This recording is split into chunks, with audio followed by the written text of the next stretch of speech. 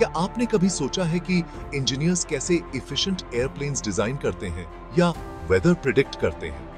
ये सब इस बात पर निर्भर करता है कि हम फ्लूइड के बिहेवियर को कितना समझते हैं। और यहीं पर नावियर-स्टोक्स इक्वेशंस काम आते हैं। ये इक्वेशंस, जिनका नाम फ्रेंच इंजीनियर क्लॉड लुइस नावियर और British physicist George Gabriel Stokes के नाम पर रखा गया है, फ्लूइड्स के मोशन के बेसिक लॉज जैसे हैं। जैसे न्यूटन के लॉज बताते हैं कि ऑब्जेक्ट्स कैसे मूव करते हैं, वैसे ही नेवियर-स्टोक्स इक्वेशंस बताते हैं कि फ्लूइड्स कैसे फ्लो करते हैं, चाहे वो कार के आसपास की हवा हो या पाइप में पानी। इमेजिन करो, आप एक गार्डन होज पकड़े हुए हैं। पानी का पाथ रैंडम नहीं होता, ये प्रेशर और फ्रिक्शन जैसे फोर्सेस से कंट्रोल होता है। नेवियर-स्टोक्स इक्वेशंस हमें इन फोर्सेस को डिस्क्राइब करने और प्रिडिक्ट करने का एक मैथमेटिकल तरीका देते हैं कि पानी कैसे फ्लो करेगा।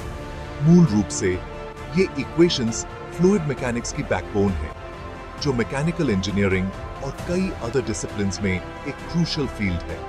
इन्हें समझना एफिशिएंट पंप्स एंड टर्बाइन्स से लेकर safe and fuel efficient vehicles तक सब कुछ डिजाइन करने के लिए की है। नेवियर-स्टोक्स इक्वेशंस पहली बार में इंटिमिडेटिंग लग सकते हैं, लेकिन वे एसेंशियली फ्लूइड पर एक्टिंग करने वाले फोर्सेस की बैलेंस शीट है।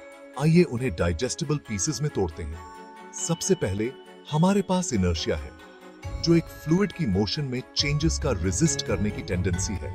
फ्लूइड का इनर्शिया अफेक्ट करता है कि यह कैसे एक्सेलरेट करता है या डायरेक्शन चेंज करता है। अगला आता है pressure gradient force. Fluids high pressure से लो प्रेशर वाले एरियाज में फ्लो करते हैं। फिर विस्कोसिटी है, जो फ्लूइड के फ्लो के रेजिस्टेंस का मेजर है।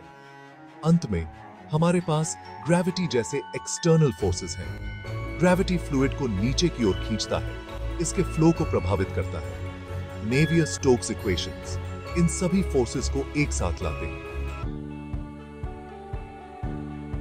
किसी भी अच्छे मॉडल की तरह नेवियर-स्टोक्स इक्वेशंस कुछ असम्पशंस के साथ आते हैं, जो मैथ को मैनेजेबल बनाने के लिए रियलिटी को सिंप्लीफाई करते हैं।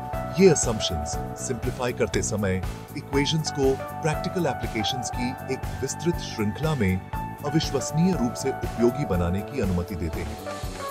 एक क्रूशियल असम्पशन ये है कि फ्लूइड कंटिन्यूअस है। इसका मतलब है कि हम इंडिविजुअल मॉलिक्यूल्स को इधर-उधर उछलते हुए नहीं देख रहे हैं, बल्कि फ्लूइड को एक स्मूथ कंटिन्यूअस सब्सटेंस मान रहे हैं। यह इंडिविजुअल कार्स के बजाय ट्रैफिक के स्मूथ फ्लो को जूम आउट करके देखने जैसा है। एक और असम्पशन यह है कि फ्लूइड न्यूटोनियन है। इसका मतलब है कि इसकी विस्कोसिटी कांस्टेंट रहती है, चाहे उस पर कोई भी फोर्स अप्लाई किया जाए। पानी और हवा न्यूटोनियन फ्लूइड्स के अच्छे उदाहरण हैं। नॉन न्यूटोनियन फ्लूइड्स जैसे ब्लड या केचप अलग तरह से बिहेव करते हैं और उन्हें मोर कॉम्प्लेक्स इक्वेशंस की आवश्यकता होती है। हम आमतौर पर यह भी मानते हैं कि फ्लूइड इनकम्प्रेसिबल है, जिसका अर्थ है कि प्रेशर के साथ इसकी डेंसिटी ज्यादा नहीं बदलती है।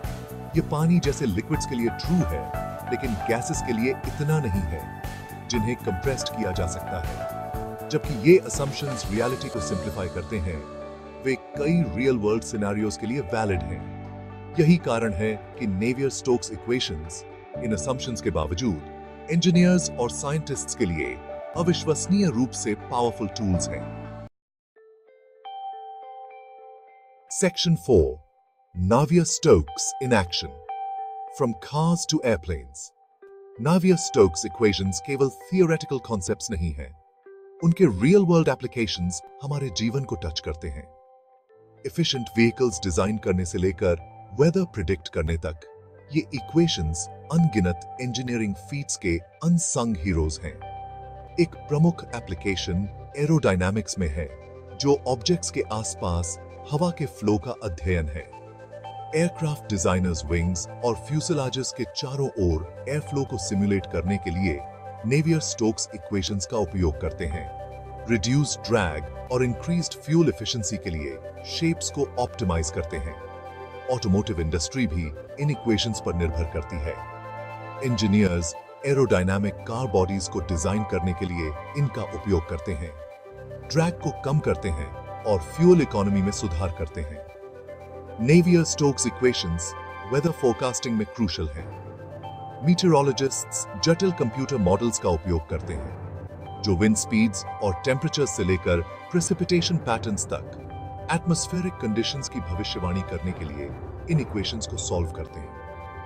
ये कुछ एग्जांपल्स हैं कि कैसे नेवियर स्टोक्स इक्वेशंस अनगिनत टेक्नोलॉजीज और एडवांसमेंट्स को रेखांकित करते हैं। उनके एप्लीकेशंस विशाल और विविध हैं।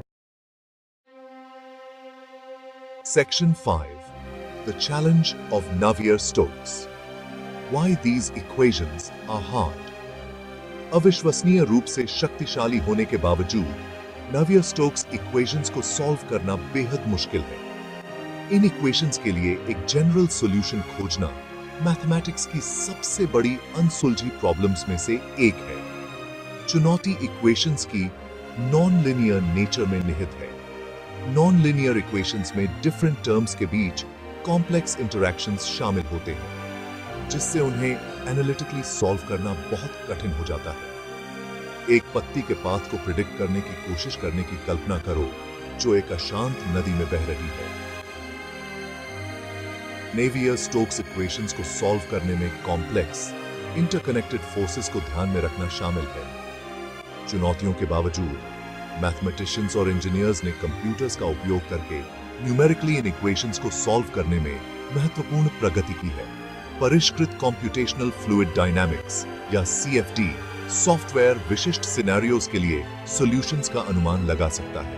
हालांकि एक जनरल सॉल्यूशन खोजने की क्वेस्ट मैथमेटिशियंस को लुभाती रहती है। यह इन इक्वेशंस की कॉम्प्लेक्सिटी और सुंदरता का प्रमाण है।